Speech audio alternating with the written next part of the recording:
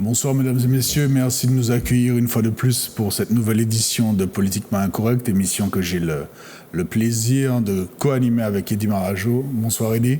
Bonsoir Mike. Ça va bien? Ça va, prêt. Alors mesdames et messieurs, comme vous le savez, nous entrons dans une période où certains hommes et certaines femmes vont montrer leur détermination, voire leur opiniâtreté à conquérir les sièges des maires des 34 communes de Martinique. Et notre invité de ce soir ne fait peut-être pas exception à cette règle. Alors, il a été candidat au municipal en 2014 au Lamentin. Il a été également candidat aux dernières législatives 2017 sur la circonscription du centre, qui, comme vous le savez, comprend la commune du Lamentin. Vous aurez peut-être compris de qui je parle. Bonsoir Fabrice Dunon et merci d'avoir accepté notre invitation. Bonsoir Mike Urasque, bonsoir Eddy Marajo, merci de l'invitation, merci de l'invitation faite. C'est un plaisir pour moi d'être parmi vous. Plaisir partagé. Alors comment vous vous sentez en cette, comment qualifier ça, pré-campagne électorale? Bien. Sachant que la campagne officielle, c'est sur un laps de temps très court. Exactement, avant le premier tour. Très serein. Très serein. Oui, très, très bien. En osmose avec la population, ça se passe bien. Les Lamentinois que nous rencontrons par-ci, par-là, sont réceptifs tant à notre message, puisqu'il s'agit d'un groupe, il ne s'agit pas de ma seule personne, et nous sommes aussi réceptifs aux leurs. Donc ça se passe très bien. Le groupe s'appelle toujours, corrigez-moi si je me trompe, le Lamentin La Relève. Toujours le Lamentin La Relève. La Relève. Oui. Alors aujourd'hui, vous affichez une sérénité manifeste. Mais la dernière fois qu'on vous a entendu dans les médias, enfin hormis très récemment, vous avez repris des communications médiatiques il y a quelques semaines, le mois dernier, mais la dernière fois qu'on vous a vu et entendu dans les médias, c'était à l'époque des législatives 2017. Est-ce que vous avez fait, je vais envoyer un mot qui va vous faire sourire, le deuil de ces législatives 2017 où on sait qu'à l'entre-deux tours notamment, il y a eu quelques revirements et autres coups de théâtre que vous avez été amené à commenter sur les médias. Est-ce que vous avez fait le deuil ou est-ce que cette période est aujourd'hui loin derrière vous? Non, mais il faut comprendre le sens de la démarche. La démarche, elle était laquelle? Elle était en tant que militant, parce que je suis un militant politique, avant de vouloir conquérir tel ou tel poste, je suis un militant politique. Un militant politique se doit de défendre ses idées. Et puis il y a quelque chose qui est d'ordre du logique que vous savez, messieurs les journalistes. Si on n'est pas présent à tel moment médiatique, d'exposition médiatique, c'est très difficile pour un homme politique après de se faire entendre. Donc il y avait ces deux angles-là. Il me fallait faire entendre des idées et des projets clairs, nets et précis, comme par exemple j'ai été le seul candidat à l'époque à m'être rendu au centre pénitentiaire de Ducos, à avoir rencontré tant les familles des incarcérés et également les syndicats en charge, et la réalité me donne raison. C'était une démarche qu'il fallait entreprendre. Et il fallait avoir cette vision-là, puisqu'aujourd'hui... On va en parler pendant l'émission, de cette situation de sécurité, etc. Donc il n'y avait pas de deuil, il n'y a pas de deuil. Il y a simplement une démarche militante, une démarche politique, qui s'inscrivait dans un temps et qui continue dans une logique. Ce que vous nous dites là, c'est que cette candidature législative s'inscrivait, et vous avez l'air de l'assumer, aussi dans une démarche de notoriété, de vous faire connaître après cette première incursion dans les municipales en 2014, de vous faire connaître d'un plus grand nombre, en tout cas de Martiniquaises et Martiniquais, dans le cadre de ces législatives-là. C'était une démarche assumée, de quête de notoriété, c'est ça? J'ai accepté de venir à votre émission parce qu'elle s'appelle Politiquement Incorrect. Donc on aurait pu lui donner un synonyme, ce serait la vérité sur le plateau. On y pense, on va y penser si l'émission doit évoluer. La vérité, c'est quoi? Lorsque vous allez aux législatives, c'est d'abord une campagne de notoriété. Les gens, ils ne regardent pas, l'électorat ne regarde pas, ou très peu, ce que vous dites, mais surtout qui vous êtes et ce que vous avez fait. Il y avait des personnalités en face de moi qui ont un passé politique assez conséquent, quel qu'il soit. Mais il y a des évidences, et il y a aussi une autre évidence. Les Lamentinois, quand j'étais en pré-campagne, ils me disaient clairement que cette élection-là n'était pas la mienne et qu'ils m'attendaient au municipal. Et l'anecdote, elle est tellement forte que le jour du vote, quand je faisais la tournée du bureau, il me le disait. Donc il n'y avait pas de surprise. Quand bien même il y avait cette je pourrais dire, ce positionnement de l'électorat, ceux qui étaient devant ne m'ont distancé que de même pas 200 voix. Donc vous voyez, il y a quand même un socle non négligeable. Alors, avant de céder la parole à Eddy, ce que vous nous dites, c'est que au fil des ans, en tout cas depuis 2014, un électorat du non s'est constitué. Alors évidemment, je ne vais pas vous demander de chiffres, surtout en cette période hautement stratégique, mais est-ce qu'on peut parler d'un électorat du non? Est-ce que vous arrivez, sans nous donner de chiffres, à quantifier cet électorat acquis? Un électorat de Lamentin la relève. Et il y a une forte attente. Okay. Donc là maintenant, à moi de rencontrer, de combler les attentes et de répondre aux besoins des Lamentinois. Fabrice Dunon, vous nous dites que ça a été, qu'il n'y a pas de deuil, voire il n'y a pas de digestion, mais vous êtes quand même à l'origine, évidemment bien malgré vous, d'une déflagration politique majeure. C'est bien parce que Alfred Marie-Jeanne a choisi Fabrice Dunon au Lamentin, aux législatives, qu'il a dû affronter toutes les problématiques liées aux frondeurs. Ça vous a fait quoi d'être à l'origine de tout ça? Bien malgré vous, on le répète. Vous êtes à l'origine de la dissolution possible ou probable. C'est pas trop lourd à porter, ça, sur vos épaules? Mais ce n'est pas lourd à porter parce que ce n'est pas le cas. Est-ce que vous pensez sincèrement, ne serait-ce qu'un instant, des hommes et des femmes avec qui j'ai fait campagne, juste un an avant, parce que nous sommes en 2015, on revient de 2015. Donc 2015, pré-campagne tout de suite 2016 et élection 2017. Des hommes et des femmes avec qui j'ai fait campagne, avec qui j'ai mouillé le maillot. Pour qui j'ai mouillé le maillot? Parce que moi, j'étais pas sur la liste. Donc à la limite... Là, vous parlez de personnes du MIM, là, clairement. Je parle de ceux que vous avez appelés... vous parlez des élections à la CT. À la CT. Pour que les gens comprennent bien. Donc pour qui j'ai mouillé le maillot? Ouais. Et avec qui nous avions une entente. Est-ce que vous pensez sincèrement qu'ils ont découvert en 2017 qu'Alfred Marie-Jeanne allait me soutenir, en connaissant l'homme Alfred Marie-Jeanne et la structure du MIM, en sachant qu'il n'y a rien d'improvisé dans ce qu'ils font ni dans ce qu'ils disent. Donc c'était peut-être un prétexte de leur part. Ils le savaient depuis 2015. Donc je n'ai rien à supporter et je ne porte rien sur mes épaules parce que je ne suis pas à l'origine de ça. Maintenant, on en a fait un prétexte. Vous savez, à l'occasion, faisant le larron, ça a donné ce que ça a donné. On reviendra sur un éventuel soutien d'Alfred Marie-Jeanne pour les prochaines municipales. Mais quand on parle de... Mike dit deuil, moi j'ai envie de parler de digestion, parce que quand des personnalités aussi fortes que Claude Lise, Yann Monplaisir, prennent leur plume pour éviter de vous soutenir aux législatives, ça vous fait quoi? Mais je ne leur ai pas demandé de me soutenir aux législatives. Yann Monplaisir avait une candidate sur la circonscription, donc je trouve tout à fait normal. On parle du deuxième tour. Mais le deuxième tour, je n'y étais pas. Non, mais ça vous fait bizarre. Mais ce n'est pas une affaire personnelle. Ce n'est pas comme si mes enfants rentraient à la maison et puis me disaient « Papa, je ne t'aime plus Ouais. ». Donc là, nous sommes dans une démarche de militantisme politique. Il ne s'agit pas de sentiments, mais il s'agit de relation avec le peuple. Ouais. Et la relation que j'ai avec le peuple doit être une relation de service. Non, il n'y a pas eu d'amertume quand vous avez vu tous ces gens, y compris Daniel Marissat d'ailleurs, se concerter pour signer un document d'appui à Philippe Edmond-Mariette, oui. Alors que vous auriez pu, vous, bénéficier de ce soutien dès le premier tour, et vous auriez peut-être été à la place de Philippe Edmond-Mariette. Pas d'amertume. Écoutez, en l'entre-deux tours, ces hommes-là ont pris leurs responsabilités. Moi, j'ai pris ma responsabilité. Au premier tour. Au premier tour et également au deuxième tour. Non, mais parlons du premier tour. Donc, le Est-ce que premier vous tour... attendiez à être seul dans le désert? Non, je n'étais pas seul dans le désert, puisqu'on a fait près de 1600 voix. Oui, non, mais je parle des soutiens. Parce que vous savez qu'avec ces 1600 voix quasiment acquises, oui. Plus le soutien d'hommes politiques dont la parole est écoutée, vous auriez peut-être été retenu pour le deuxième tour. Avec les six, qu'est-ce qu'on n'aurait pas fait? Oui, mais vous savez que c'est comme ça qu'on on construit une campagne et on se fixe des objectifs. Mais on prend des hypothèses. Au final de tout ça, ouais. Mon image n'a pas été abîmée. Elle a été construite. Elle a été même renforcée. Aujourd'hui, il s'agit de quoi? La campagne a été faite sur la base des valeurs. Et c'est en ce sens-là qu'Alfred Marie-Jeanne me portait son soutien. Et un soutien que je ne renie pas et que j'assume totalement.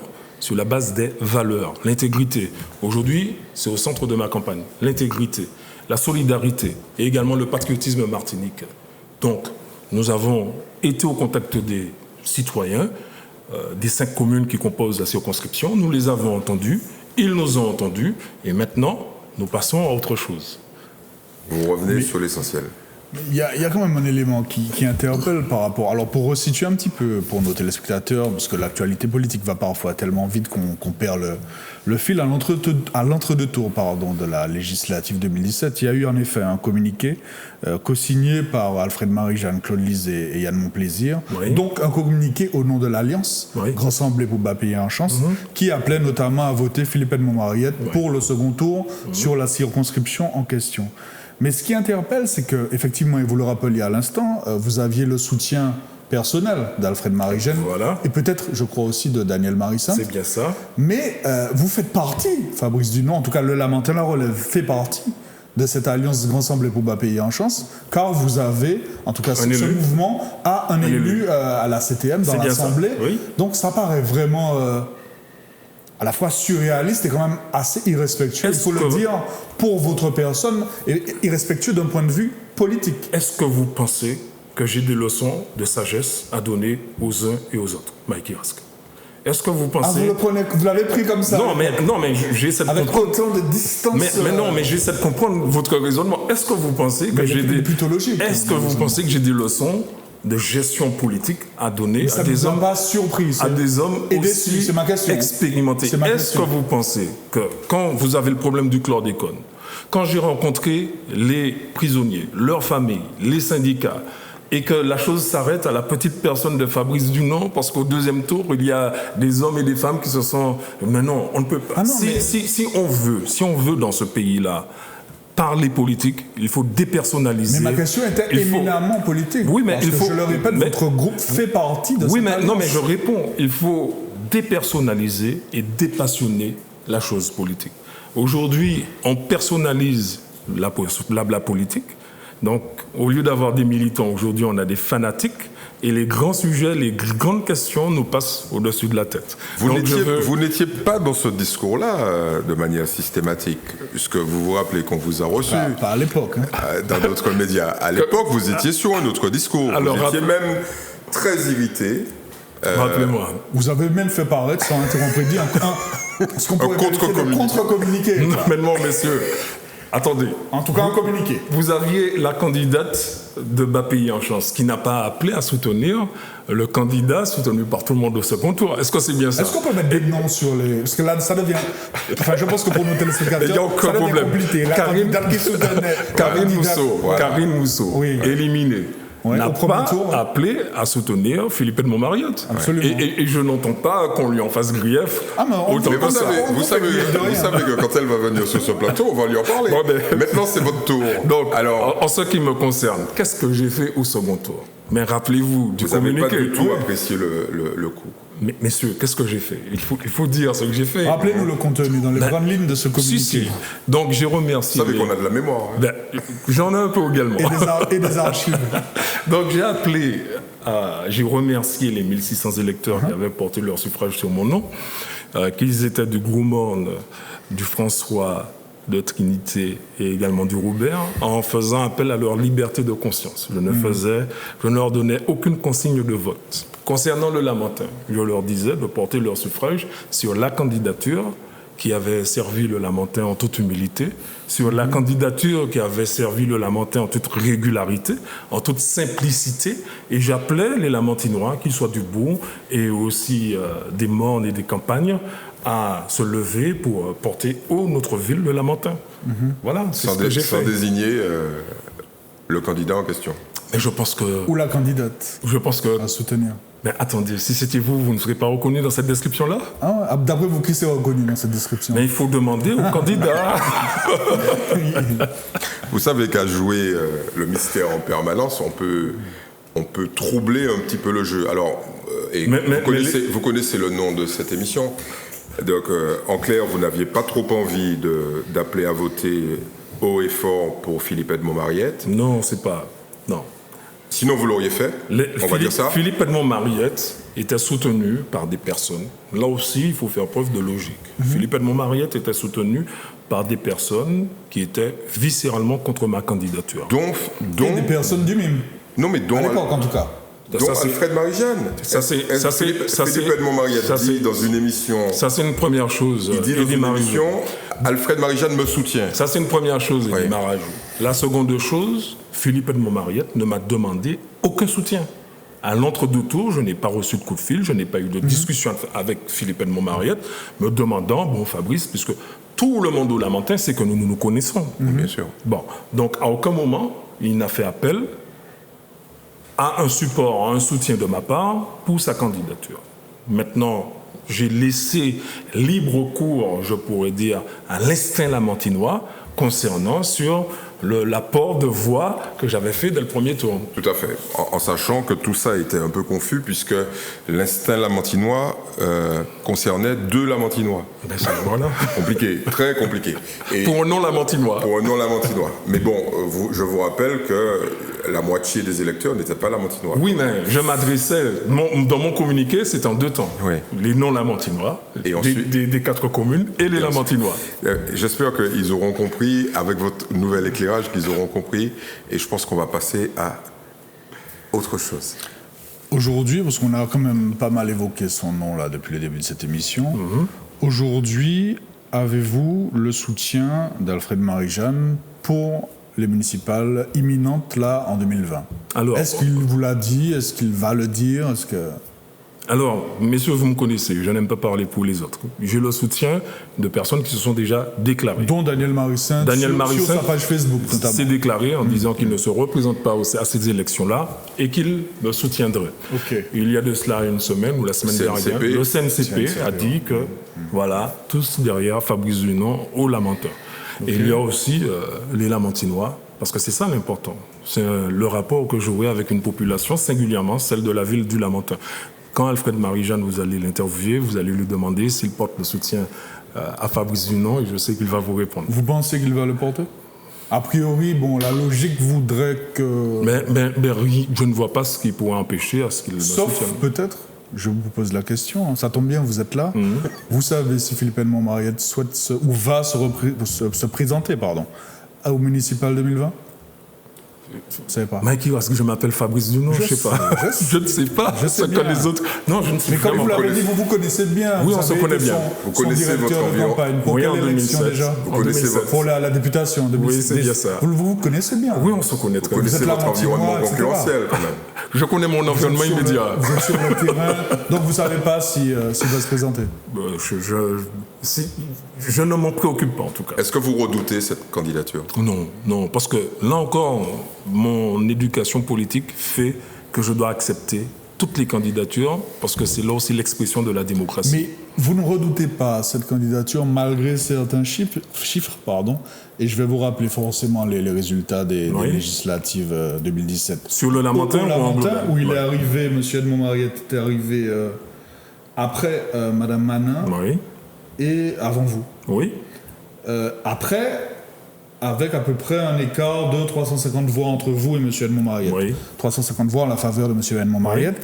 Après, quand même, un hiatus politique de 5 ans, puisqu'après 2012, Philippe Edmond-Mariette a disparu, en tout cas des radars politiques électoraux martiniquais. Mais je rembobine. Ça ne vous inquiète pas, ça? Il a sa notoriété. 5 ans, il arrive à ce résultat-là. Il a sa notoriété pour lui. On y revient. Okay. Le contexte. Mais Philippe Edmond-Mariette est un éminent martiniquais. Donc, que nous soyons d'accord ou pas d'accord avec lui, il faut lui reconnaître ses qualités. C'est un éminent martiniquais. C'est un grand pénaliste. Et il a été également un élu de premier plan au Lamentin. Il a remplacé au pied levé Pierre Samo à la députation et il nous a représentés avec brio et avec brillance. Donc, il n'était peut-être pas là pendant les 5 ans, mais cela n'empêche pas que c'était Philippe Edmond-Mariette. La deuxième chose, rappelez-vous ce que les électeurs me disaient, qu'ils ne m'attendaient pas sur cette élection-là. Et toutes les élections ne se valent pas. Les électeurs savent parfaitement ce qu'ils veulent. Ils font le distinguo entre les législatives et aussi les municipales. Aujourd'hui, tous les compteurs sont remis à 0.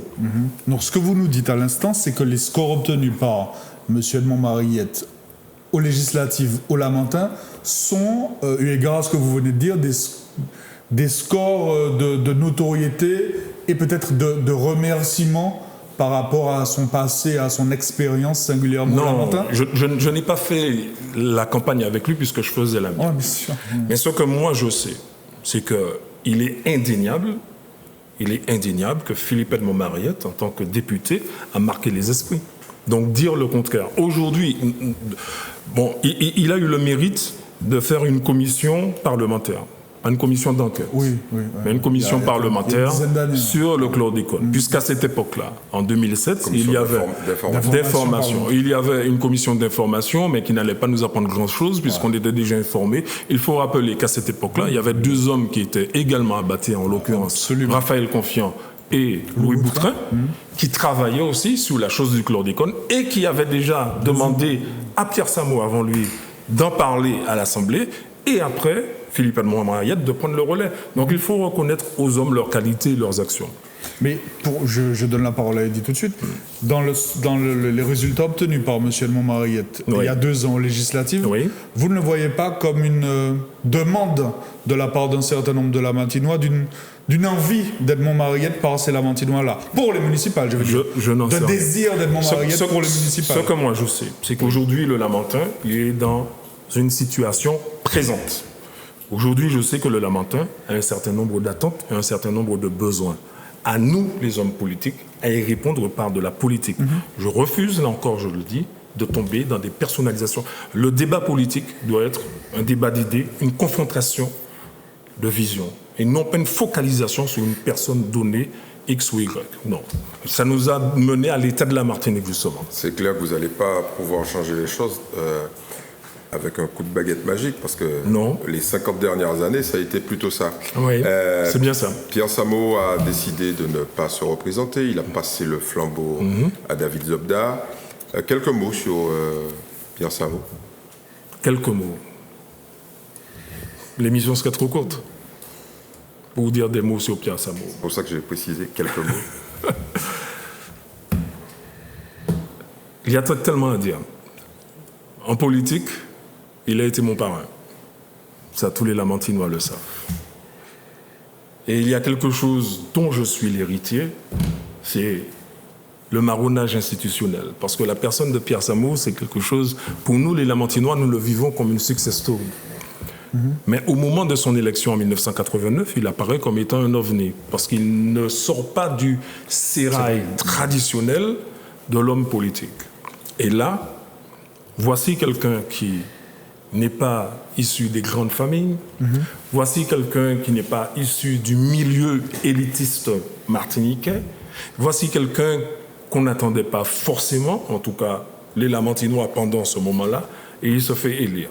Et là, chemin faisant, il arrive à mettre des jalons et à poser les jalons pour le Lamentin, qui fait qu'aujourd'hui, c'est aussi l'héritage de son action. 20 000 habitants, 42 000 habitants. Bon, même s'il y a à redire, mais nous sommes dans le champ du constat. Et le mépris a été tel que lorsqu'il se présente à la députation, on lui jette au visage, comme si c'était une insulte, que d'être maçon.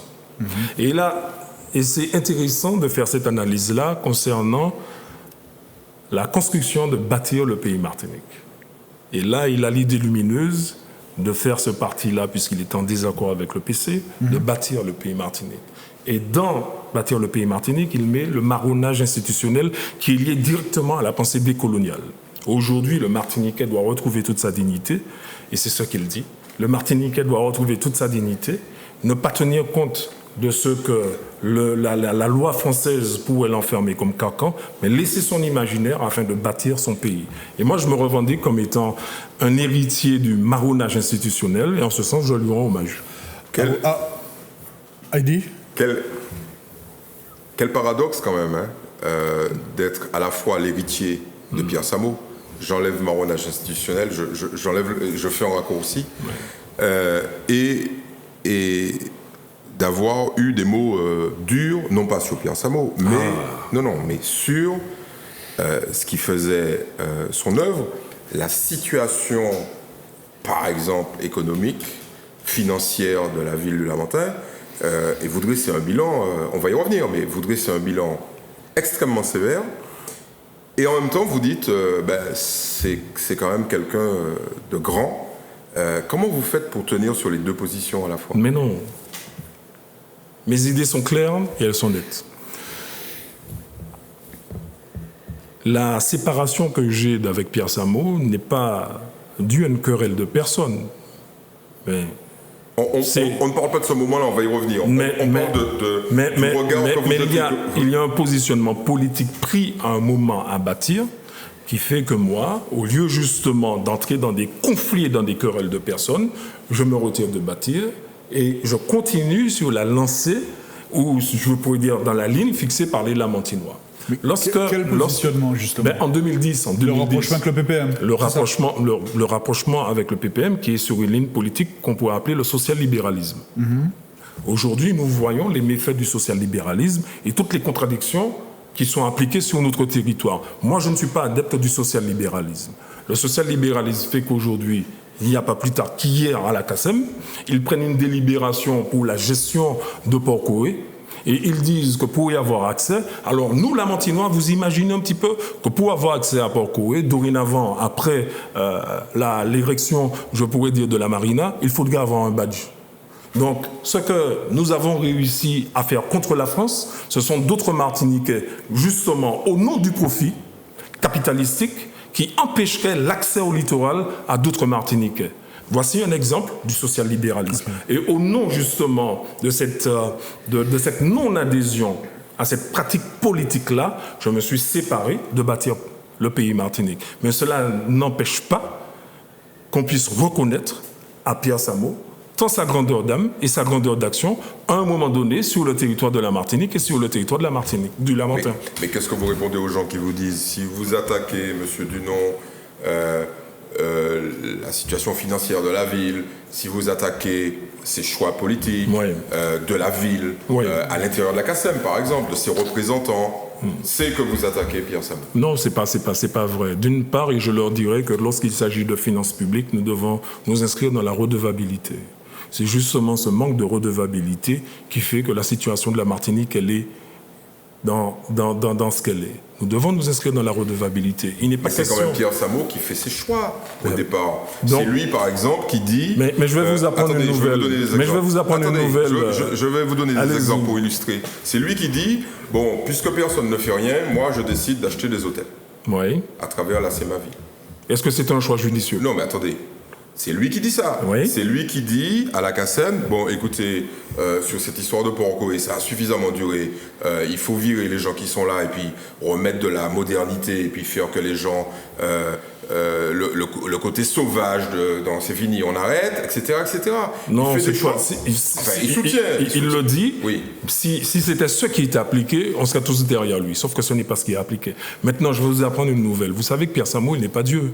Donc, il est aussi perfectible que vous et moi. Donc, il peut faire des erreurs, en fait. Je pense. Et vous estimez qu'il en a fait beaucoup?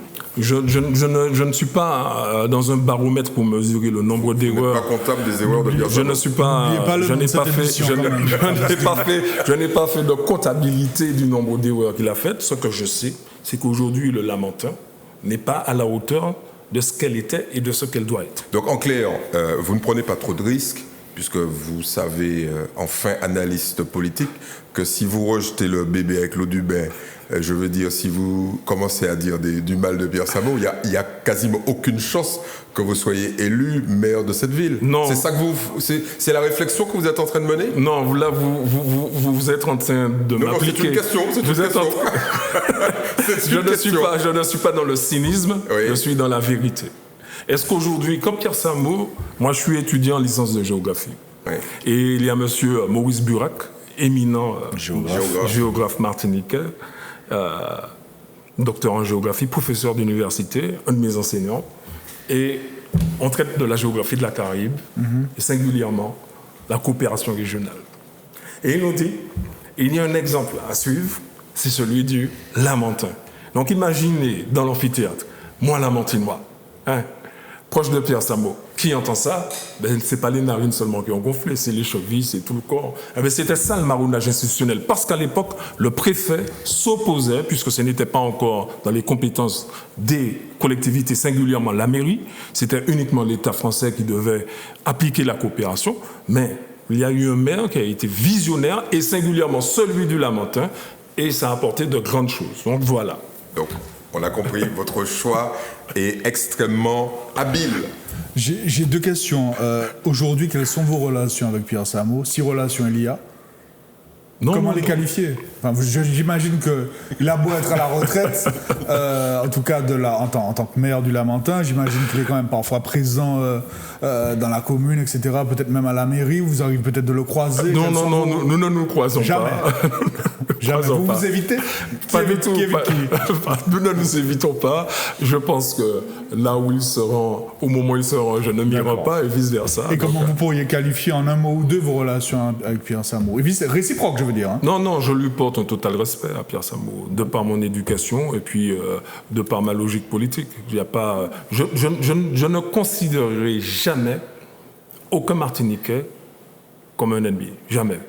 Et je rends à César ce qui appartient à César. Et à Dieu ce qui appartient à Dieu. Est-ce que c'est vrai, je crois vous l'avoir entendu dire, mais vous allez nous préciser ça, qu'il y a quelques années, peut-être à l'époque où vous étiez proche ou membre de Bâtir, il avait dit que Dunon était il avait eu un propos assez élogieux public à votre égard. Il avait dit quoi précisément? Ne me dites pas que vous ne vous souvenez pas de ça, Fabrice, non. Personne ne vous croira ce soir. Il avait dit que j'étais la relève et que la politique n'était pas une histoire de tocard. Et que la politique n'était pas une histoire de tocard. Je n'avais pas la fin de la citation.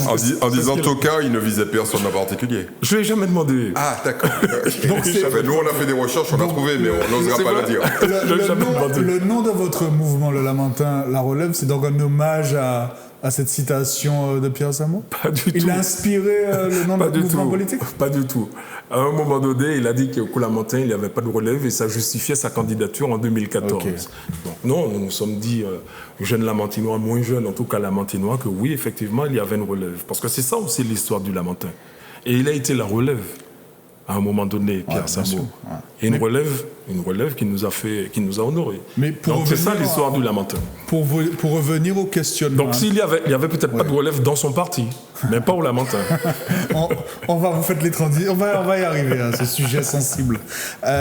Pour revenir aux interrogations un peu taquines d'Eddy Marajo tout à l'heure, vous allez être confronté dans les semaines qui viennent à quand même un exercice rhétorique d'équilibriste quand même, où vous serez entre ce respect de l'héritage de Pierre Samo, l'héritage au sens large, l'héritage politique, idéologique, etc., et presque la nécessité de porter des remarques critiques sur un bilan, parce que David Zobda est en fonction depuis un an et des poussières, donc vous allez attaquer, entre guillemets, avec ou sans guillemets, je sais pas, un bilan qui est largement comptable de Pierre Samo, qui est celui de Pierre Samo sur un certain nombre d'exercices passés. La question qu'il faut se poser, Mike Rasque, est la suivante. Est-ce que les Lamentinois sont satisfaits du bilan de cette mandature-là?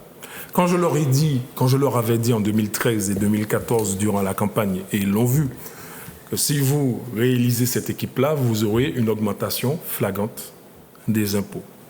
Une semaine après l'investiture de 2014, leur première décision au conseil municipal a été d'augmenter les impôts à hauteur de 16%. Et ils ne l'avaient pas dit pendant la campagne électorale passée.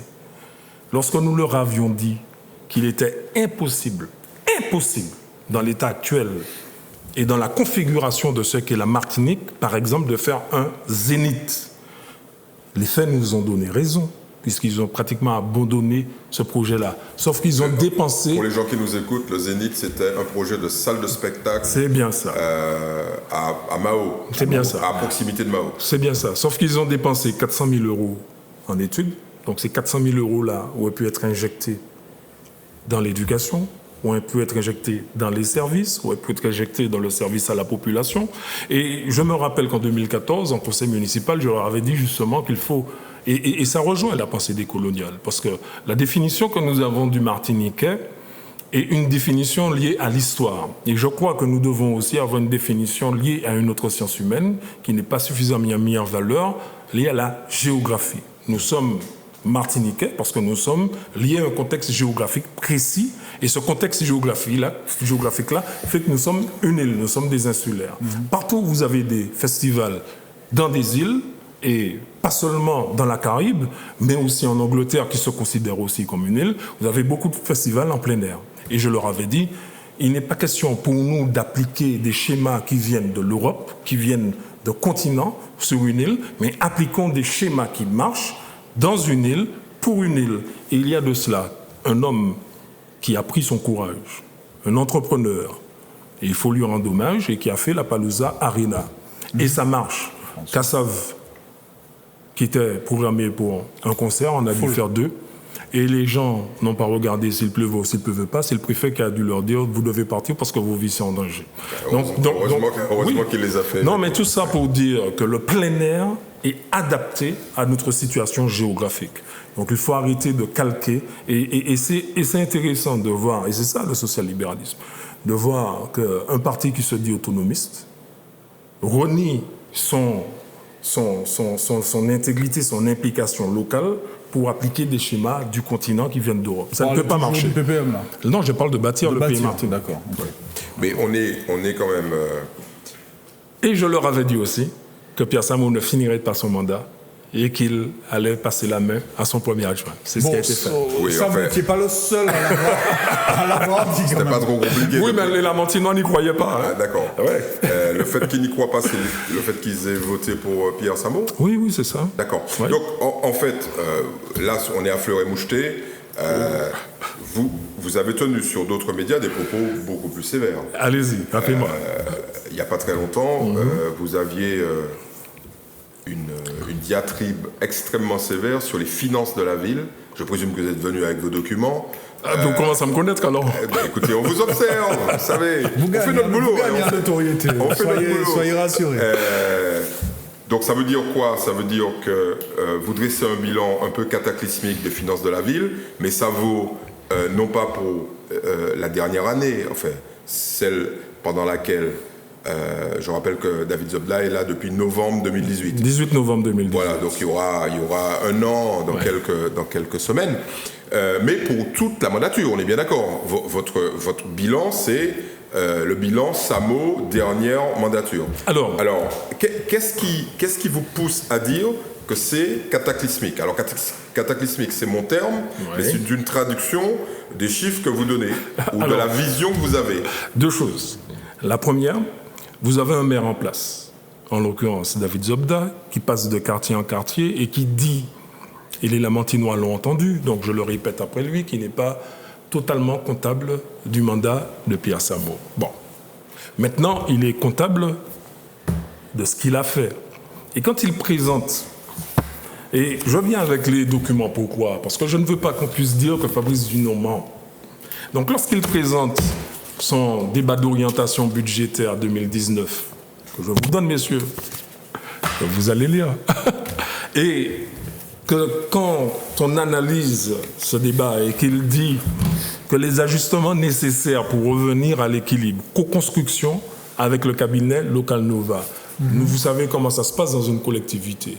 C'est l'ordonnateur qui décide, c'est l'exécutif qui décide et qui ordonne. C'est lui qui dit au cabinet, voici la situation, mais moi je vais aller là, et vous me faites des analyses pour connaître la pertinence de mes propositions. Quelles sont les marges de manœuvre? Réflexion sur la tarification des services proposés aux usagers, et notamment la régie des marchés et de l'Office des sports. Ce qui veut dire, quand vous faites ça, des services proposés aux usagers, y compris les satellites, c'est l'augmentation des tarifs, puisque la situation, elle est ce qu'elle est, très pénible, voire désastreuse pour le service aux Lamentinois, et leur marge de manœuvre, c'est d'augmenter les tarifs. Ensuite, levier fiscal, hausse des taux de la fiscalité directe. Donc ils veulent nous refaire le coup qu'ils avaient fait en 2014, ne rien dire aux Lamentinois. Est-ce que ce sont des choix ou est-ce que ce sont des hypothèses de travail? Parce que pour l'instant, il n'y a pas de choix. Au dernier conseil municipal, je n'ai pas encore le PV, au dernier conseil municipal, le maire en place dit que oui, il va augmenter les tarifs de la caisse des écoles. Donc là, ce sont des choix assumés. La difficulté qu'il y a, c'est que le citoyen n'assistent pas aux conseils municipaux. Alors, vous qui êtes dans la maison, est-ce que vous pourriez nous dire pourquoi le Lamentin est contraint, parce que c'est ça le discours, d'augmenter la fiscalité locale, d'augmenter les Si services. c'est cette équipe-là qui est en place. Non, Si mais c'est attendez, cette mais équipe- Non, mais ça c'est son programme. Ça c'est son programme ma question, pour c'est 2020 comment- s'il est réélu. Voilà, Maintenant, comment si il- moi je suis élu et que Oui. moi je suis en charge, Oui. il y aura la même situation financière, mais il n'y aura pas les mêmes choix. Alors, d'abord, on va commencer par la situation financière. Oui. Est-ce que vous pourriez nous la décrire? Ben, la situation financière fait qu'aujourd'hui, il y a une recherche à hauteur de minimal 2 500 000 euros par année pour retrouver un équilibre. Et il y a un taux d'épargne brute qui est négatif, ce qui empêche à tout investissement sur la ville. Et on le voit, il n'y a pas d'investissement. Ce n'est pas parce que ces derniers temps, subitement, on s'est rappelé que l'état des routes, il fallait asphalter à nouveau, il fallait boucher des trous. Mais ça, c'est des techniques de 1960. On n'est pas Et c'est élu. pas pour la Lamentin, Non, mais on n'est pas. Non, mais il faut sortir de cette problématique-là. On n'est pas élu pour 1 an, on est élu pour 6 ans. Donc justement, comme l'actuel maire considère qu'il a été élu pour 1 an et que le prochain mandat ce sera pour 6 ans, donc il ne pourra pas répondre. Donc, lorsque vous proposez, j'ai une expérience. Vous n'avez pas fini la description de la situation financière. Ben, la description financière. En clair, est-ce que la ville du Lamentin est en faillite ou pas? La ville du Lamentin n'est pas en faillite, puisqu'on n'a jamais vu une ville en faillite. Enfin. Mais la ville du Lamentin n'est pas à la hauteur de ce qu'elle devrait être à cause d'une mauvaise gestion. Lorsque nous leur avons dit en Donnez-nous des exemples 2014... de cette mauvaise gestion. Ben, lorsque nous leur avons dit en 2014, voici, il y a un boulet au pied qui s'appelle la Sémaville, Société d'aménagement de la ville du Lamentin, et que la politique n'est pas affaire de sentiments. Je suis d'accord que c'est le bébé, que c'est votre bébé, que c'est votre création, etc. Mais aujourd'hui, en tant qu'actionnaire principal, la ville du Lamentin doit combler 5 millions de déficit pour la Sémaville, ce qui a plombé les finances de la ville. Voici la réalité. 5 millions que vous ne mettrez pas dans les écoles, que vous ne mettrez pas au service des aînés, que vous n'allez pas mettre dans les crèches, que vous n'allez pas mettre dans le sport, que vous n'allez pas donner aux associations à cause de mauvais choix. Ensuite, Rappelons quand même que la Sémaville, c'est une société d'économie mixte qui est d'aménagement qui était chargée de faire ou de gérer les infrastructures, un certain nombre d'infrastructures de la ville, et qui a à un moment fait un choix de sortir de ce champ-là et d'aller vers le tourisme, par exemple, en rachetant des hôtels dans le sud de la Martinique. Approuvé par les administrateurs. Oui, c'est pas le directeur de la Sémaville qui a fait ce choix. Bien évidemment, Oui. c'est un choix politique. Voilà. Et vous dites ça, c'est à l'origine des difficultés de la ville? Mais c'est aussi à l'origine des difficultés de la ville. Vous avez une SEM d'aménagement. Dès lors que vous êtes dans une communauté d'agglomération qui a comme compétence l'aménagement, quelle est, quid la légitimité de cette SEM-là? Et en plus, qui nous prend de l'argent. Je tiens à dire quelque chose. Parce qu'il faut nous inscrire dans le temps politique. Il y a une série de SEM qui ont fait la fierté, dont la Sémaville. Oui, parce qu'elle a quand même réalisé beaucoup de choses. Bien sûr, ouais. dont la Sémaville. Et qui inscrivait dans le temps politique quelque chose qui était fondamental. C'est-à-dire que l'aménagement, parce qu'on sortait de la DDE, il y avait la DDE en France, c'est-à-dire que l'aménagement de la Martinique était l'affaire des Martiniquais. Mais pour ça, il faut qu'il y ait des succès à répétition et non pas des échecs à répétition. Lorsqu'on échoue, on arrête et on prend un autre modèle. Il n'est pas question, soit par orgueil, par fierté ou par entêtement, de continuer dans un modèle qui échoue. Et le modèle n'était pas viable puisque tous les marchés ne pouvaient pas être restreints à la seule Sémaville, les appels d'offres, mais à tout le monde. Et quand vous avez la SEM-Samar qui vient avec les moyens financiers qu'ils ont, c'est normal que la Sémaville ne puisse pas suivre. Donc à un moment, il faut savoir dire stop, on arrête pour préserver le Lamentin, pour préserver de ce qui reste de la Sémaville, et on passe à autre chose. Et ils n'ont pas su le faire. Donc en conclusion, ça a plombé les finances de la ville du Lamentin. À votre avis, en fonction de vos connaissances du terrain, qu'est-ce que les électeurs lamantinois voudront parce qu'apparemment, selon vous, il y a des éléments dans ce bilan qui sont hautement sanctionnables. Qu'est-ce que les électeurs lamantinois voudront sanctionner en priorité? Est-ce que c'est ces éléments relatifs à la fiscalité que vous avez évoqués? Est-ce que ce sont ce que vous décrivez comme des erreurs et des choix de gestion problématiques, voire néfastes. Qu'est-ce qui ressort de vos échanges avec cette population en termes de déception ou d'éléments sanctionnables, quoi? Les rapports que j'ai avec les Lamantinois me montrent qu'ils n'ont pas envie de voter contre, mais qu'ils ont envie de voter pour. Donc ils ne sont pas dans une démarche de sanction, mais dans une démarche d'adhésion. Et dans ce que nous leur présentons, vous savez, je leur ai dit une chose, là où une ville prospère, ses habitants prospèrent. Là où une ville se développe de manière harmonieuse et de manière, je pourrais dire, qui entraîne le bien-être, les habitants se sentent bien. Aujourd'hui, les Lamantinois ne se sentent pas bien. Il faut que les Lamantinois se sentent bien. Les Lamantinois n'ont pas la facilité de se déplacer dans leur propre bourg à cause d'un sentiment d'insécurité supposée ou encore une insécurité bien réelle. Il faut y répondre. Rappelez-vous, messieurs, puisque vous m'aviez interviewé en 2014, là encore, j'étais le seul candidat à parler de la sécurité dans la ville, là où les autres, et en l'occurrence la majorité sortante, qui j'espère sera sortie, me riaient au nez. Voici un petit peu la situation lorsqu'on ne traite pas les problèmes et les besoins de sa population. Vous parlez des effectifs, notamment du commissariat du Lamentin, de mémoire. Le 2014, nous avons fait la démarche de rencontrer la police nationale. 2017, vous vous rappelez, j'ai rencontré aussi les syndicats de police nationale. 2019, dire que la sécurité, c'est je pourrais dire, de la seule compétence de l'État, c'est totalement faux, puisque la ville dispose d'une police municipale qui est hautement négligée au Lamentin.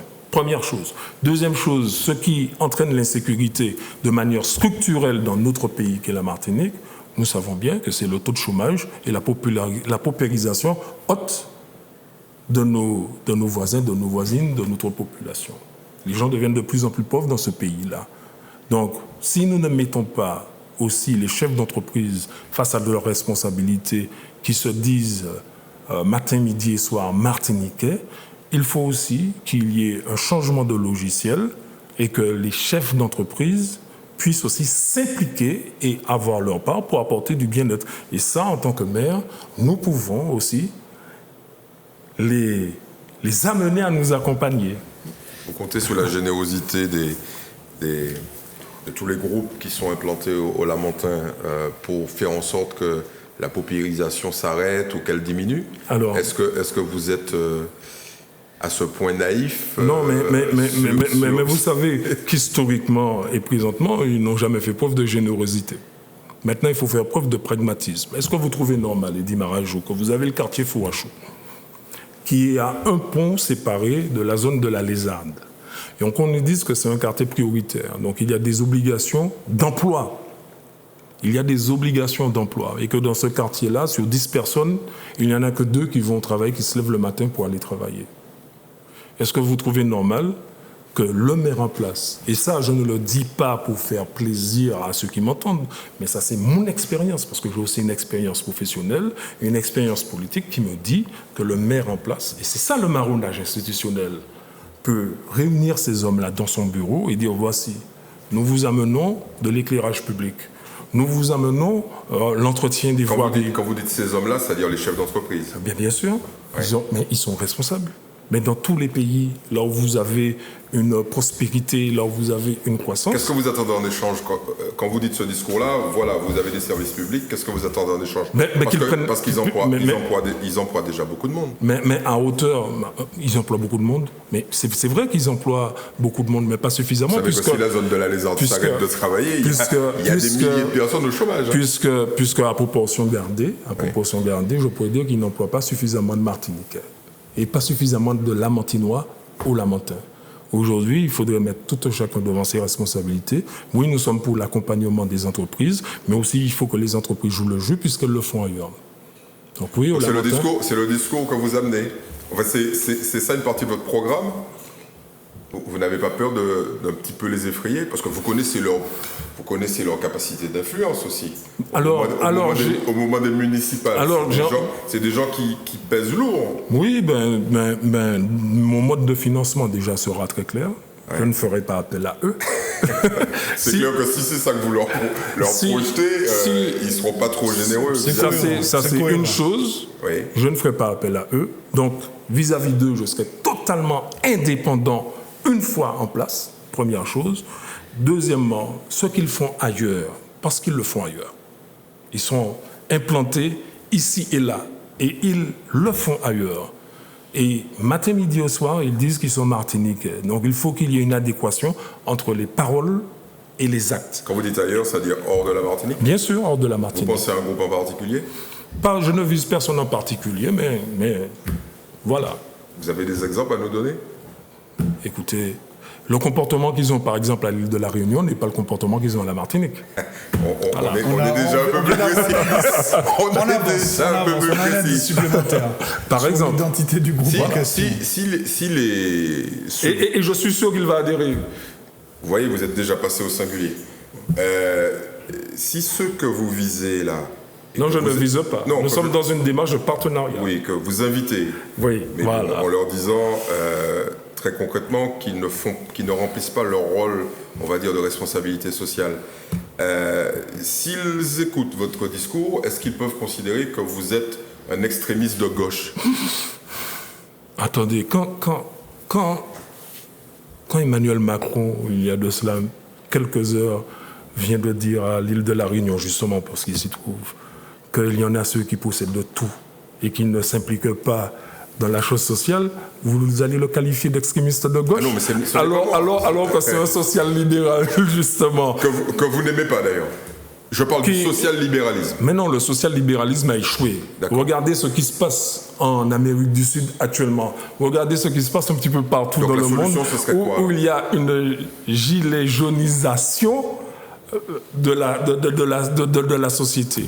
Non, il faudrait que les entrepreneurs martiniquais puissent, je pourrais dire, être martiniquais. Simplement ça. On ne leur demande pas beaucoup. Soyons concrets, c'est-à-dire qu'ils prennent leur chéquier et qu'ils donnent de l'argent, qu'ils s'impliquent ou qu'ils embauchent. Vous avez déjà vu des gens donner de l'argent, ça se fait pas, on ne donne pas de l'argent comme ça se fait pas de donner de l'argent. Ce que moi je veux, c'est qu'on ne peut pas dire qu'on est sur un territoire et qu'on aime ce territoire-là et qu'on a affaire à un chômage structurel, un chômage endémique, et en même temps ouvrir des postes, faire appel à des chasseurs de cadres en France et en Europe et aussi aux États-Unis, alors qu'il y a de la main-d'œuvre hautement qualifiée à la Martinique, et pour des raisons historiques, ne pas faire appel à cette main-d'œuvre-là. Non, il faudrait qu'on puisse sortir de cette logique, je pourrais dire, coloniale. Et c'est ça la pensée des coloniales.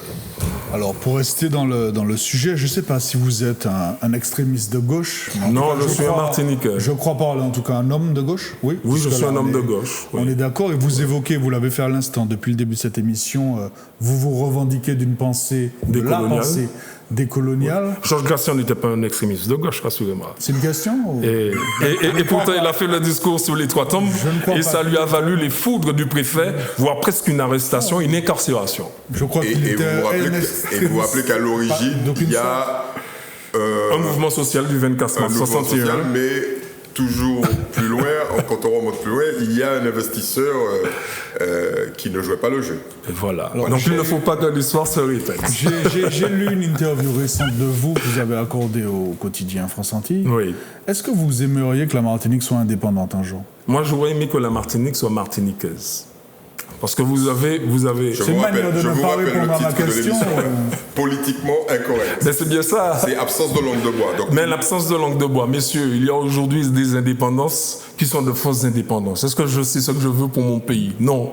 Est-ce que vous aimeriez qu'elle soit souveraine alors ? Si le mot indépendant n'est peut-être pas... Mais le Bantoustan n'est pas... Le Bantoustan en Afrique du Sud où les Afrikaners ont mis un petit lopin de souveraineté en disant bon, nous on continue à massacrer vos frères, mais vous avez vos petits lopins de souveraineté. Ça ne mène à rien du tout. Donc vous aimeriez qu'elle soit... Ce que moi je veux, c'est que la Martinique soit martiniquaise. Quel que soit le lien institutionnel qui nous relie au grand ensemble français, cela ne nous empêche pas d'être martiniquais.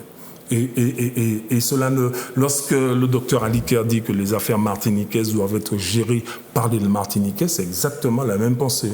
Et nous nous situons entre la pensée de Césaire Aimé, la pensée de Frantz Fanon et pour continuer la pensée décoloniale. Donc là, ce n'est pas une affaire d'extrémisme, mais c'est une affaire de recherche de dignité et aussi d'autodétermination. Et ça, quel que soit le statut, nous pouvons y arriver puisque d'autres y arrivent par-ci, par-là. Pour vous, on peut se sentir de manière tout à fait sereine à la fois martiniquais et français. Pour ceux qui ont choisi. Et vous? Mais non. Mais moi, la question, moi, je suis au fait de mon identité. Vous savez, je suis martiniquais. D'accord. Je suis martiniquais et je ne me pose pas de questions sur ce que je suis. De la même manière qu'un Corse ne se pose pas de questions sur ce qu'il est. Il est Corse et cela ne se discute pas. Donc pourquoi voulez-vous qu'on discute de mon identité?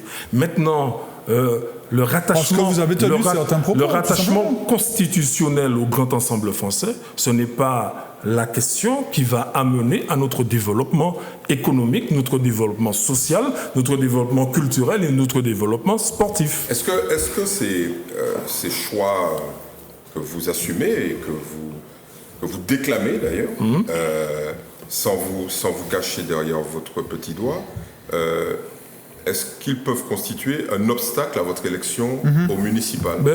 Je n'ai jamais dit que l'indépendance était au centre de mon programme électoral. Certes. Donc, je ne vois pas de quoi on parle. Je n'ai jamais dit Mais il paraît que ça fait peur, ça continue de faire peur à l'électorat martiniquais. Les candidats qui n'ont pas le drapeau dans leur poche, etc. Et Alfred Marie-Jeanne, ce qui est arrivé là où il est? Pensez vraiment que les Martiniquais qui ont voté pour lui, historiquement, ont voté pour Alfred Marie-Jeanne, l'indépendantiste? Et ils ne vont pas voter pour Fabrice le Martiniquais? Des Martiniquais ne vont pas voter pour Fabrice le Martiniquais? Ben non, messieurs. Non, mais le discours d'Alfred Marie-Jeanne, à un moment donné, a été extrêmement prudent. Par exemple, vous démarquez de Bâtir en disant, attention, vous faites des choix socio-libéraux. Qui sont vrais? Non, mais personne n'en discute, surtout pas nous. Des choix socio-libéraux, moi, je ne partage pas ces fondements politiques-là, et moi, je suis beaucoup plus, je vais vite, beaucoup plus autonomiste, beaucoup plus authentique, beaucoup plus martiniquais, voire beaucoup plus indépendant. Pas indépendantiste, indépendant, d'accord? C'est mieux. Bon. Mais les gens retiennent ça, non? Chaque fois vous marquez votre séparation, on va dire, du ventre mou de la politique martiniquaise. Mais les gens le retiennent lorsqu'ils sont confrontés aux réalités. Lorsque nos jeunes sont confrontés à l'extérieur, tout de suite leur martinicanité leur revient en plein visage. Oui. Et si ce n'est pas une martinicanité solide, ça va faire des enfants dépressifs et qui échouent, comme nous le savons, pour leurs études. Oui, mais Fabrice parce qu'il n'y a rien... un habitant de Saro. Oui, un habitant de Saro. Ok. C'est qu'il est... Non, mais ça, vous me parlez à moi, parce que c'est mon quartier d'origine. Ah, mais je ne savais pas. Vous voyez, ça tombe bien. Un habitant de Saro qui a peut-être, je dis bien peut-être, des problématiques de transport pour arriver jusqu'à chez lui, parce qu'il habite un peu, on va dire, derrière Morne, etc. Non, mais je prends l'exemple forcément et volontairement caricatural, qui a des problèmes d'éclairage public. C'est de la faute de qui? Non, mais attendez, est-ce que ces gens-là sont intéressés par un discours noble, mais profondément politique, au sens noble du terme? Est-ce qu'ils ne sont pas davantage intéressés par des problématiques qui sont des problématiques municipales de services publics? Alors, je vais vous dire, lorsque vous n'avez pas un corps politique, votre action politique sera forcément molle. Il ne s'agit pas pour moi, dans cette élection-là, d'aller et de m'asseoir et de faire des débats sur la pensée décoloniale. Il s'agit de vous dire, voici messieurs, je suis animé par une idéologie, et cette idéologie-là va irradier toutes les actions que j'entends mener pour la ville du Lamentin. L'éducation, le Martiniquais, le Lamentinois au centre. Le transport, les facilités de transport. Il y a Martinique Transport, mais il y a aussi les actions, jusqu'à maintenant, que la ville peut mettre au service de sa population pour un déplacement plus souple et plus ample, par exemple de Sarou au bourg du Lamentin. Ça, nous pouvons le faire. Le sport, si nous n'avons pas... Est-ce que vous vous rappelez du temps du Parti communiste qui est animé de cette pensée-là? Et c'est pour ça que l'analphabétisation l'illettrisme a été tant combattu au Lamentin, parce que le maire en place, Georges Gracian, et ensuite, à un moment donné, Pierre Samo, ont combattu l'illettrisme, ont combattu l'analphabétisme par justement le fait de mettre le Lamantinois et le Martiniquais. Il ne vous a pas échappé qu'il n'y a plus d'élus communistes à la tête de mairie et que le Parti communiste aujourd'hui a une taille électorale relativement réduite. Et vous savez à quoi c'est dû? C'est vous qui allez nous le dire. Mais non, mais vous savez, là encore, il y a eu une séparation de la ville du Lamentin avec le Parti communiste. S'il n'y avait pas eu cette séparation, le Lamentin serait peut-être toujours communiste. Jusqu'à la dernière ville communiste, alors. Mais moi, je ne me réclame pas, on ne regarde pas dans le passé, mais on essaie de regarder ce qui marche. Oui. Et ce qui marche doit être appliqué aujourd'hui. Pour conclure sur cette séquence de l'émission, avant qu'on parle du pays Martinique au sens large, j'ai juste 2 dernières questions. Si jamais vous êtes élu maire en mars prochain, est-ce que notre drapeau, rouge, vert, noir, va flotter sur l'édifice municipal, la mairie donc, ou certains autres édifices ou lieux peut-être emblématiques, espaces emblématiques de la ville du Lamentin? Je suis un adepte de la démocratie directe. Si les Lamantinois, dans leur large majorité, demandent à ce que ce soit fait, cela sera fait. Mais si la large majorité des Lamantinois s'y opposent, cela ne sera pas fait. Il faut aller au pas du peuple. Mais au-delà de l'impératif que vous décrivez de consultation, si inclinaison personnelle il y a, ce serait quoi?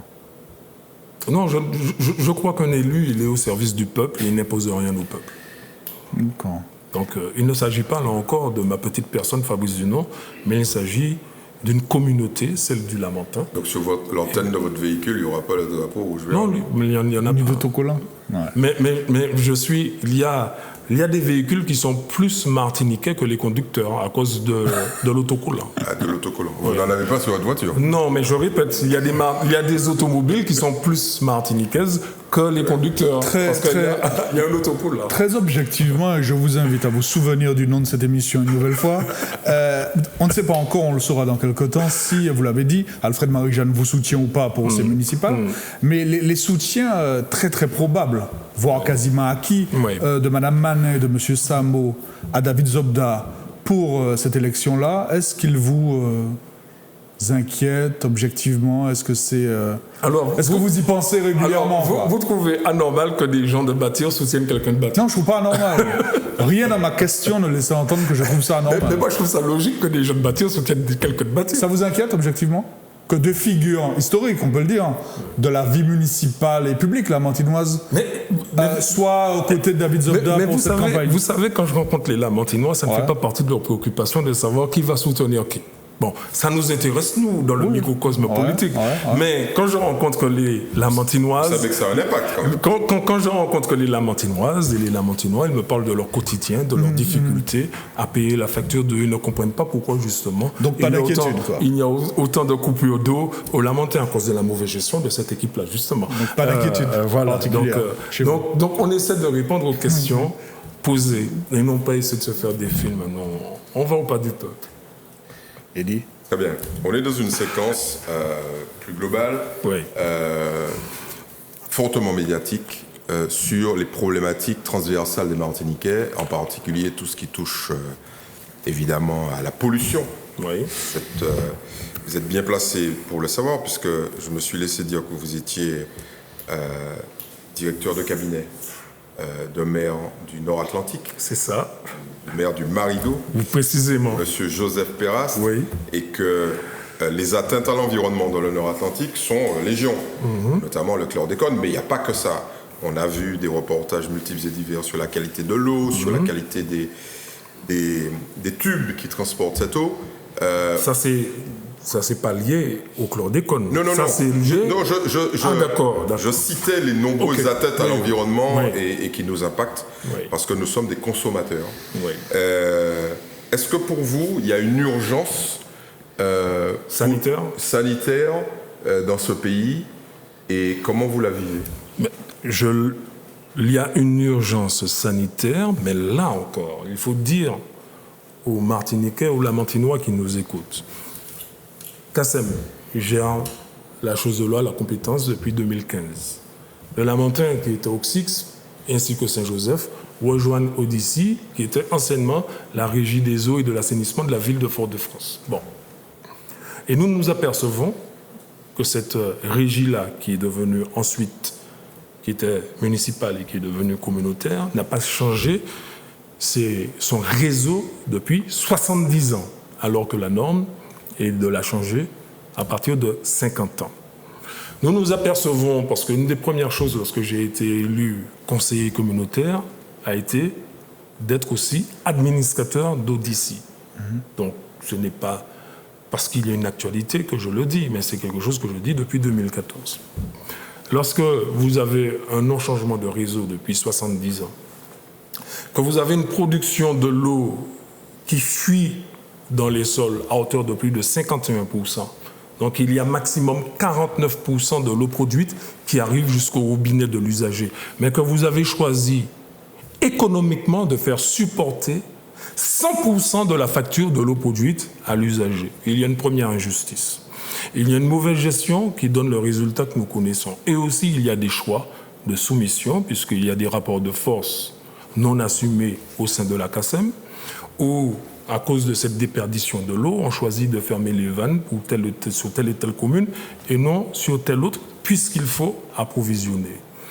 Moi, je m'attendais, par exemple, puisque un maire est là pour défendre les intérêts de ses administrés, qu'au lendemain du barrage de la population à Californie à cause des coupures de l'eau, que le maire du Lamentin puisse aller au conseil d'administration d'Odyssey et taper du poing sur la table, parce qu'il peut, même s'il ne siège pas, être invité, surtout lorsqu'on est deuxième vice-président de la CACEM. Cela n'a pas été le cas. Donc aujourd'hui, nous sommes au fait de ces problématiques-là. Et la chlordécone ne concerne pas seulement le Nord-Atlantique, mais le Lamentin, qui est la 4e superficie agricole de l'île et singulièrement en banane. Tous les Lamentinois, tous les gens lamentins savent que les Dunons, c'est Bonhomme et puis Transport, c'est une famille d'agriculteurs et d'entrepreneurs. Donc, je suis pleinement concerné par cette problématique-là. Mais si nous ne donnons pas des réponses, et là, vous voyez, il ne s'agit pas... il s'agit d'être responsable. C'est ça aussi être martiniquais. C'est-à-dire que dans votre famille, on a aussi utilisé du chlordécone. Mais bien sûr. Ouais. Mais bien sûr. En connaissance de cause ou alors... Mais les agriculteurs ne connaissaient pas, il faut que les gens l'entendent, les agriculteurs ne connaissaient pas le côté néfaste, la dangerosité du chlordécone. C'était ni plus ni moins qu'un pesticide pour combattre le chanrasson. Mais ils ne connaissaient pas, ils ne savaient pas. Alors on ne peut pas se suicider à ce point quand même. Oui, mais vous, ma question c'était, est-ce que vous en êtes conscient mais bien sûr, bien sûr. Et comment vous vous situez, quels sont là vos projets? Est-ce que vous dites, moi je rentre dans une action très très forte contre ces atteintes multiples et diverses, parce qu'il y en a d'autres qui arrivent. Hein. Mais il y a la brume de sable, vous savez que le Lamentin est une des villes les plus polluées. Oui, mais sur la brume de sable, on n'a pas d'action directe. Non, mais ce sont les particules fines. Oui, quand je dis la brume de sable, c'est lié aux particules fines. Et vous savez que le Lamentin est une des villes les plus polluées, en particules fines, en Martinique et même dans l'ensemble français. Mais je pense à d'autres choses, notamment des polluants organiques, mais aussi des polluants chimiques, etc. Oui. Votre positionnement, c'est quoi? Mon positionnement, c'est qu'à un moment, dans ce pays-là, justement, vous voyez là où... On sent derrière le climat décolonial en permanence. Mais attendez, mais on est en plein. Vous avez une demande de la population qui est d'arrêter l'épandage aérien. Remettons-nous dans le contexte. C'est fait. Il faut. Nous sommes là, nous sommes dans l'émission, on remet... qu'on arrête l'épandage aérien. Bon. Une majorité en place décide à 2 reprises, par des motions, de continuer l'épandage aérien. Pourquoi? Parce que les grands propriétaires ont dit, les grands exploitants ont dit que si on arrête l'épandage, c'est 7200 emplois, vous vous rappelez, je me rappelle du chiffre, qui seront menacés. Il a fallu qu'il y ait la ministre française qui vienne, Ségolène Royal, et qui dise qu'on arrête. Mais c'est une faillite de notre responsabilité politique. Est-ce que vous avez entendu dire que le quota de tonnage de la banane a diminué en Martinique depuis l'arrêt de l'épandage? Non. Alors, donc, à un moment, il faut prendre ses responsabilités. Si nous sommes élus par le peuple, nous devons, et c'est un devoir, de défendre le peuple. Concernant le scandale de l'empoisonnement par le chlordécone, ou la chlordécone, c'est selon si on parle de la molécule ou du produit, je suppose, mais vous allez nous le dire, infirmer ou confirmer, que vous êtes favorable au principe des réparations. Par qui ces réparations devraient-elles être portées selon vous? Par l'État et par ceux que vous évoquiez à l'instant peut-être, les grands exploitants, les importateurs des différents produits, etc. Enfin, c'est une question. Mais vous voyez, nous sommes en plein justement dans le cœur du sujet, nous sommes en plein dans une gestion coloniale de ce fait. Vous empoisonnez une population, vous contraignez cette population à ne pas consommer ses propres produits. Quand vous dites vous, Fabrice Didon, plus précisément, vous parlez de qui? Mais je parle de ceux qui ont autorisé... Voilà. Donc, en l'occurrence, l'État français. Et je suis aussi un adepte du pollueur-payeur, de celui qui, en tout état de cause, savait que c'était une molécule dangereuse, mais comme c'était une molécule à rabais, à bas prix, parce que c'est aussi une question économique, elle ne valait pratiquement rien du tout et avait des effets redoutables à court terme. Mais ils savaient que c'était dangereux. Donc, ils ont choisi de l'importer volontairement. Donc il faut que le payeur-pollueur puisse aussi répondre de ses responsabilités. Donc oui, je suis pour une reconnaissance de la culpabilité de l'État français et une reconnaissance aussi de la responsabilité des importateurs de ce pesticide-là en Martinique. Et vous pensez que ça va advenir un jour? Je serais tenté de formuler ça comme ça. Vraiment... Ouais. Je vous invite à vous inscrire dans la pensée décoloniale, voilà. Ce que je voudrais mesurer, c'est votre capacité d'identification de la réelle politique, parce que vous êtes aux affaires. Vous gérez avec un maire une ville. Oui. En plus, une ville au beau milieu de ces problématiques-là. Oui. Ok. Là, ce que vous voulez, c'est non pas être le va chercher de maire, entre guillemets, mais plutôt le maire. Oui. OK? Bon. Donc, et de la deuxième ville de Martinique. C'est bien ça. Bon. Mais qu'est-ce que vous faites de la réalité? J'allais dire du réalisme, parce que, bon, très clairement, ces idées sont nobles, elles sont peut-être généreuses, c'est fantastique, mais vous êtes candidat. Imaginons que vous soyez maire. Je suis dans le schéma évoqué par Mike. Oui. Vous êtes maire. Une fois que vous êtes maire, les gens vous apportent les dossiers et vous disent « Monsieur le maire ». C'est pas aussi facile que ça. Mais je sais que vous le savez. Vous êtes à côté de mais je sais que ce n'est pas aussi facile. Le discours que vous venez de mettre, est-ce qu'il tiendra très longtemps? Et je sais que ce n'est pas. Là, vous attaquez l'État français en disant Monsieur, vous payez. Je sais que ce n'est pas. Le même individu de l'État français vous appelle le lendemain en disant Fabrice, tu sais, tes subventions... mais je sais que ce n'est pas... C'est ça la réalité. Parce que vous êtes taxé d'être dans une posture un peu confortable, quoi. Oh là là là. Rhétorique confortable en disant... Non, je n'en connais pas beaucoup, justement, qui publiquement tiennent ce genre de propos-là. Peut-être qu'ils ont compris comment ça fonctionne. Non, mais on voit l'état de la Martinique aujourd'hui. Oui, mais bon. Parce que ce que nous reproche en même temps l'État français, c'est de ne pas avoir de discours structuré lorsque nous venons en face d'eux. Mais il y a aujourd'hui... C'est pas typiquement ce discours-là qu'ils aimeraient entendre. Mais ce n'est pas ce qu'ils veulent entendre qu'on doit dire. C'est ce qu'on doit leur faire entendre. Vous êtes certain de ça? Mais attendez, vous avez un exemple de gestion de l'algue en Bretagne. 300 000 € pour la ville où un cheval qui se promenait sur le littoral, parfaitement. Bon, 300 000 € tout de suite. Obligation. Parce que les élus locaux ont porté plainte contre l'État, etc. Très bien. Et qu'est-ce qui pourrait nous empêcher de faire de même? Et qu'est-ce que vous attendez pour être élu? Mais voilà. Merci Eddie Barajo.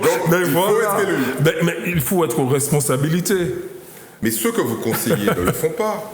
Comment? Les maires que vous avez pu rencontrer, le maire avec qui vous travaillez... Vous êtes en train de dire que Joseph Pléras ne fait pas le combat il a mené... Mais moi je vous réponds. Il a mené un combat redoutable contre la sargasse. C'est un des maires qui a été un des plus actifs contre la sargasse pour le bien de sa population. Je ne remets pas en cause ses actions. Je vous demande... Qu'est-ce que ces maires attendent pour porter plainte contre l'État français? Mais non, mais ça, je ne suis pas... C'est pas les conseillers je ne suis pas. Les payeurs, mais non, je ne suis que le directeur de cabinet de maire, un seul, et qui agit pour le bien de sa population en matière de santé et de catastrophes sanitaires. Il a bien monté, il a fait une démonstration qu'il était là tous les jours sur le terrain et je l'en félicite et je revendique même ce bilan-là. Maintenant, non, mais je ne parlerai pas de Joseph Piras. Mais non, mais moi je ne suis pas. C'est vous qui avez ramené mais vous me demandez d'être le porte-parole de tous les maires. C'est pas possible. Non, je vous ai dit que vous avez un minimum d'influence. Et vous le savez. Ah bon? Mais ils vous écoutent, ils vous entendent, même s'ils ne se mettent pas à faire tout ce que vous suggérez, mais au moins ils vous écoutent. Et ce discours-là est extrêmement intéressant. Moi, ce que je vous pose comme question, c'est pourquoi ils ne font pas comme les autres, d'après vous? Le fameux principe de réalité. Pourquoi les maires de la Martinique n'ont pas encore porté plainte contre l'État, comme ceux de Bretagne ou de Quimper, qui ont obligé le tribunal administratif à prendre un certain nombre de décisions de justice contre l'État français avec une astreinte quotidienne? C'est bien ça. Bon, alors... Eddy Marajou. Pourquoi ils ne le font pas? Eddy Marajou. Mais pourquoi les maires ne vous écoutent pas, vous? Ben écoutez... Parce que je sais qu'ils ont votre oreille et qu'ils vous consultent encore plus qu'ils ne me consultent. Et qu'ils vous consultent encore plus qu'ils ne me consultent, Eddy Marajou. Et je sais que vous avez des conseils qui, parfois, sont très judicieux. Mais pourquoi ils ne vous écoutent pas? Non, pourquoi... Et en plus, ils ne le font pas? En plus, il faut dire à la population que même si c'est votre activité professionnelle, mais vous leur donnez des conseils gratuitement parce que vous êtes un Martiniquais, vous êtes un homme du Grand Nord, vous êtes un homme qui aime son pays, gratuitement vous leur donnez. Alors pourquoi? Dites-moi pourquoi ils n'écoutent pas ces conseils judicieux-là. C'est vous qui êtes le candidat. Ah, moi, d'accord. Je ne suis pas candidat. Donc la réelle politique veut quoi? Aujourd'hui, ça veut dire quoi? Aujourd'hui, nous faisons, vous et moi, le constat d'une situation peu reluisante pour notre pays. Il faut que ça change. À cause des hommes? Aussi à cause des hommes. Aussi vous à cause des hommes. Vous avez un tout petit peu hésité. Non, je n'ai pas hésité. Aussi à cause des hommes. Donc il faut qu'on prenne notre responsabilité. J'invite les Martiniquais à changer le logiciel. C'est presque un mot de conclusion. Juste quelques mots, justement, avant le terme de cette émission. On évoquait tout à l'heure les grandes problématiques qui affectent la Martinique depuis déjà quelques années, singulièrement ces derniers temps. Comment qualifier la réalité de l'insécurité au Lamentin? Est-ce que c'est une réalité qui est grave, qui est particulièrement grave, qui laisse entrevoir quand même quelques perspectives d'amélioration? Comment vous qui êtes sur le terrain au contact, je suppose, aussi de ces populations-là, celles qui sont qualifiées parfois à tort et abusivement de populations à problème, comment vous palpez les choses là-bas sur le terrain? Une agression, pour moi, est une agression de trop. Un délit, pour moi, est un délit de trop. Il y a une situation qui ne date pas d'aujourd'hui au Lamentin, mais regardez un petit peu sur l'ensemble de la Martinique. Là où, dans les années 90, même 2000, on parlait de la mangrove. Aujourd'hui, il y a un déplacement, on ne parle plus de la mangrove, mais on parle plutôt de Terre Saint-Ville. Bon. Ça, c'est cette réalité-là. Cela n'empêche qu'il y a un fort trafic de drogue. Oui, voilà. Est-ce que ça veut dire pour autant que les choses se sont améliorées dans la mangrove? Le nœud du trafic, avant, c'était la mangrove. Aujourd'hui, c'est... Il s'est objectivement déplacé, ce nœud-là. Mais vous savez que ce sont les Terres Saint-Ville, notre part aux Terres Saint-Ville qui veut, et pour faire quoi? L'actualité nous a montré ces derniers temps, mais vous aviez un moment, pratiquement un meurtre par semaine aux Terres Saint-Ville. Ce qui bloque les investissements, mais il faudrait qu'on se pose et qu'on réalise dans quelles difficultés se trouve aujourd'hui la ville de Fort-de-France. Parce que l'attractivité qui était supposée pour ce quartier-là est totalement en berne à cause de cette délinquance-là. Mais sur le Lamentin. Bon, mais sur le Lamentin, il y a une démission tant de l'État français. Je réclamais en 2014 que l'hôtel de police soit un commissariat. Parce que quand c'est un commissariat, ça implique des moyens sonnant et trébuchant au service de la population. Qu'il y ait une police municipale qui ne soit pas astreinte seulement à donner des contraventions justement pour enflouer les caisses, seulement à faire traverser les enfants à la sortie des entrées scolaires de l'école. Qui soit astreinte à quoi d'autre, par exemple? Et qui, justement, parce qu'on est en période électorale, on leur met la pression pour faire la relève de nombre de VHU sur leur territoire. Sur le territoire. Mais il faudrait qu'il y ait une police municipale suffisamment équipée en nombre et en moyens pour assurer ne serait-ce que la sécurité, faire des patrouilles. faire ne serait-ce que ça dans les quartiers, qu'il y ait des temps de patrouille, puisque nous savons que la délinquance en Martinique, c'est une délinquance, et les cambriolages, ce sont des cambriolages d'opportunisme et d'opportunité. Le gars, il passe, il vous a vu sortir de la maison, clac, il entre, il sort. C'est l'opportunité. Mais si vous avez des rondes régulières, ça va réduire son champ d'action et ça va amener de la sécurité dans les quartiers. Je n'ai rien inventé. Le triptyque de la sécurité, c'est quoi? C'est protéger, prévenir et proposer. Vous faites de la prévention, vous protégez votre population et vous proposez à la sortie de la prison ou avant la sortie de la prison des alternatives pour votre population. Parce que les jeunes délinquants lamantinois, ils sont aussi lamantinois. Et on ne peut pas les laisser là, puis on les condamner en disant que ce sont des populations à problème. Il n'y a pas de population à problème. Il y a plutôt des élus à problème. Donc si vous êtes élu, justement, il y aura un volet de prévention et peut-être de... Comment dire ça, de réinsertion ou d'accompagnement pour les délinquants lamantinois qui seront passés par le centre pénitentiaire. Et pas seulement ceux qui ont été sanctionnés par une décision de justice, mais aussi une prise en charge de toute la famille. Parce que c'est aussi la maman qui est en difficulté, c'est aussi le petit frère qui est en difficulté, c'est toute la famille. C'est ça le schéma social de notre pays. Très bien. Alors on va se diriger vers la séquence peut-être tant attendue, je ne sais pas, la séquence, la respiration culturelle de cette émission. Et avant de vous céder la parole, messieurs, parce que je sais que vous êtes venus avec des livres, notamment notre invité Fabrice Dunon qui est venu avec un ouvrage, un mot rituel sur la dernière une de l'hebdomadaire Antilla, je ne sais pas si on l'a à l'image, mais je vais en parler, qui revient notamment dans ce numéro sur un autre impératif relatif aux réalités martiniquaises de conciliation de la préservation des milieux marins en Martinique avec les activités, les nombreuses, les activités exponentielles qu'on peut trouver depuis ces dernières années sur les flots. Alors voilà, récemment un forum a été porté par l'ODE qui s'inscrit dans une série de forums organisés par l'Office de l'eau et à la fois un état des lieux et des pistes à la fois de perspective et de réflexion ont été portées quant à une meilleure conciliation et harmonisation de ces deux réalités, à la fois de préservation des milieux marins et d'activités maritimes, humaines, économiques sur ces mêmes milieux marins et aquatiques. Voilà, tout ça dans le dernier numéro d'Antilla. Eddy, c'est à vous. Bien, alors je me suis fait reprocher de ne pas avoir affiché le livre dernier ouvrage d'André Lucrèce, donc je vous avais promis la semaine dernière de revenir dessus.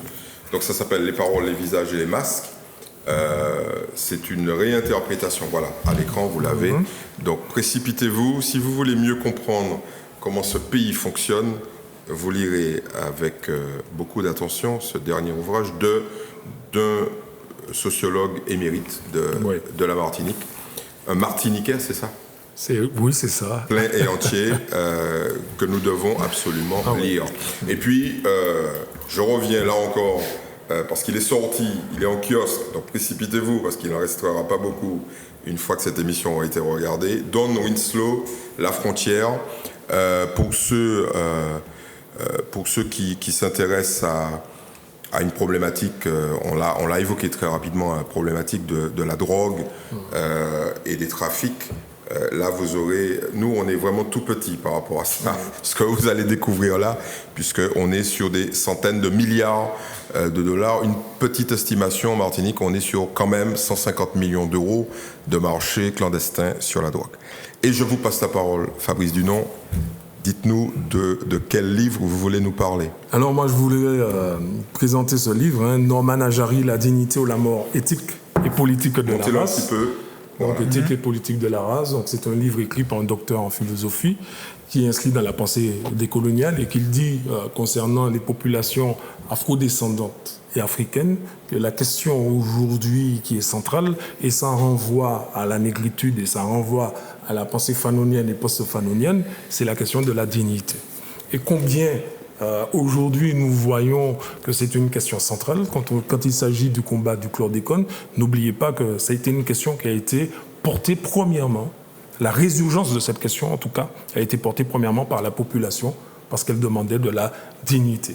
Donc je vous recommande vivement la lecture de ce livre de Norman Ajari Et très bon, excellent livre.